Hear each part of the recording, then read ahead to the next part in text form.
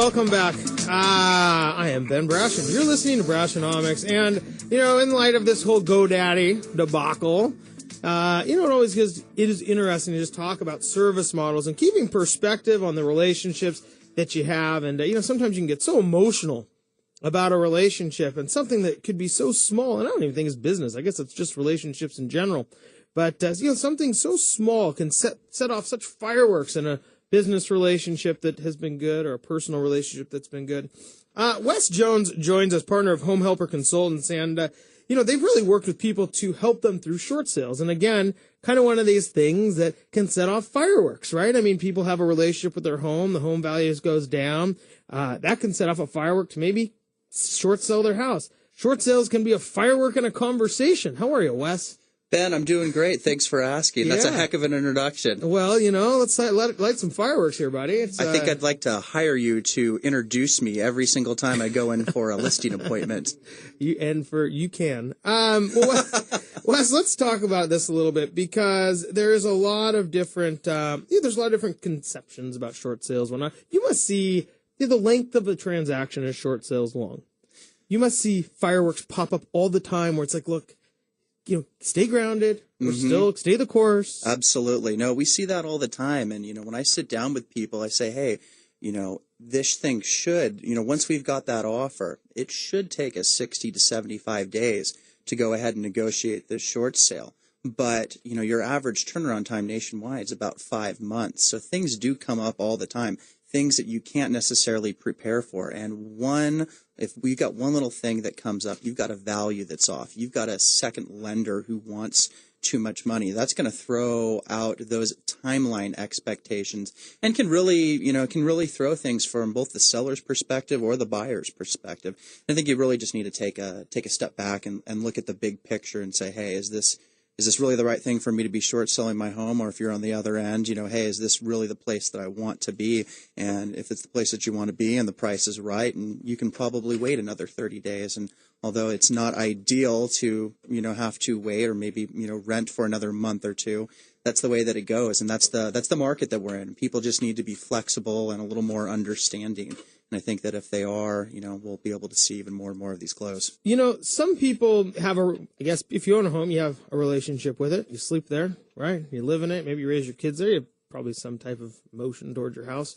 And a lot of people maybe are in a position where, they're underwater and more fireworks are going off in their life. And I keep using fireworks as I guess a term for chaos or other, just not other things that go on, and that maybe are a precursor to somebody needing to short sell. And you had actually mentioned a little bit that, the Fannie Mae and Freddie Mac are actually coming out with some new guidelines for people who maybe have a different type of hardship. Yeah, absolutely. No, this was, it was funny because last time I was in a couple of weeks ago, I was talking about how 9 out of 10 of our sellers are behind on their mortgage during the process. And I basically came out and said, more or less, yes, that short sales happen when somebody is current, but it doesn't happen very often.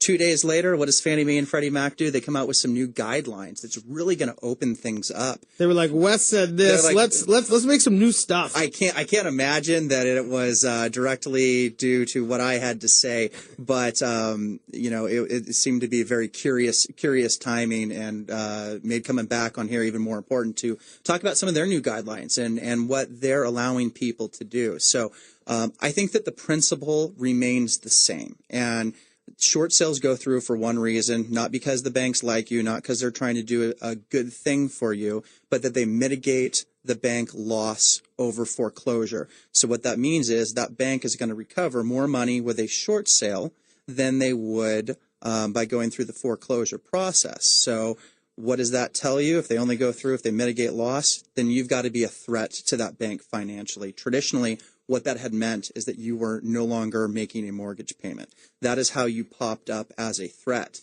And what Fannie Mae and Freddie Mac have recently come out and said is say, hey, we're going to go ahead and work with people in short sale situations if they are showing certain imminent hardships. And what I'm going to call that is basically imminent default, meaning they've got something going on in their life that is going to cause them to not make a mortgage payment sometime in the near future where a short sale or a foreclosure would happen. So they're just going to go ahead and say, hey, if you can keep current, if you can keep current and you have one of these particular hardships, we'll go ahead and work with you. They had an unwritten rule where you had to be 30, 60 days behind in the past.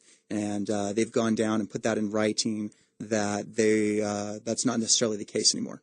So what are some of these big things? What are some of these pieces of the puzzle? Yeah, there's a bunch of them. You're looking at divorce or legal separation. And divorce had always been the big one in the past, and now they've opened up to legal separation. So that's going to open up to a new group of people. You're looking at job relocation of over 50 miles. If somebody is being relocated, out of county or out of state, 50 miles, you're probably not going to be commuting that for all too long. And at some point, you're probably going to make a move, and you are no longer in that house. And at some point, if you are paying on 2 mortgages, one of them's got to give, and it's probably going to be that one that you're no longer living in. Another one is the death of a co-borrower. That's going to make things, that other borrower, it's going to put them, some financial constraints on them, and they're saying that's going to be, they're looking at that as imminent default. We're also looking at long-term disability. And the last two that they're putting in writing are natural or man-made disasters. So it could be, it could be a fire. It could be, you could be looking at, probably, hurricane or flooding. We don't see that much up here. Yeah, that'd be interesting because, you have an earthquake and you don't have earthquake insurance. And all of a sudden, your house is already underwater. Now that earthquake hits, and you're like, well, now I'm out. I guess it would kind of, we could be seeing that. They always say the big one is coming, but I think at that point, if there is a major earthquake that is doing that much damage, is that house worth anything? At that point, are you buying the dirt? Maybe that's all it's worth. Right. It would make more sense to short sell. That's right. Ben, I'm going to look into that. I'm going to come back next time, and we're going to have a discussion about earthquakes. Done. Deal. We're here with Wes Jones, partner of Home Helper Consultants. Wes, so these are kind of these imminent hardships, the reasons people may default in the future. Again, it really sounds like these guys the banks they're mitigating their loss again because just stay current and then we'll work with you. How's that sound? And so when you start looking at those different pieces of the puzzle and why people would, why people might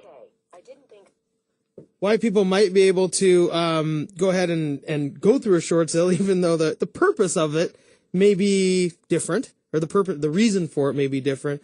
I guess my point is do you see this continuing down that way? Do you see guidelines continuing to get looser?